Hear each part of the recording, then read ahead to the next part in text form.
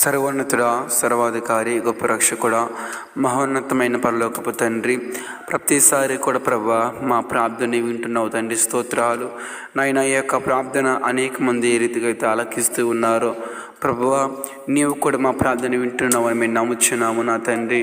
నాయన, నువ్వు ప్రార్థన వినకపోతే ప్రభువా మమ్మల్ని బాగు చేసేవారెవరు, మమ్మల్ని ముట్టువారెవరు, మమ్మల్ని స్వస్థపరచువారెవరు, మమ్మల్ని విడిపించువారెవరు, కాపాడువారెవరు తండ్రి.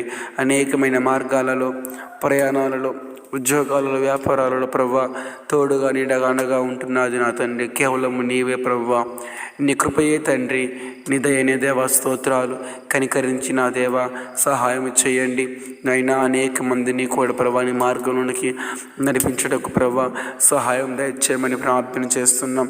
అనేక మందినైనా వారి కుటుంబాలను పోషించుకోవడానికి, వారి భార్య బిడ్డలను పోషించుకోవడానికి అనేకమైన పని పాటలు వెలుచుండగా ప్రభువా ప్రతి ఒక్కరి పని పాటలలో, ప్రయాణాలలో, మార్గాలలో, ఉద్యోగాలలో, వ్యాపారాల్లో కూడా తండ్రి తోడాయిండు దేవా స్తోత్రాలు. నేను కాపాడవాడు కొన్ని నిద్రపడం వాగ్దానం చేసిన గొప్ప దేవుడమయ్యా.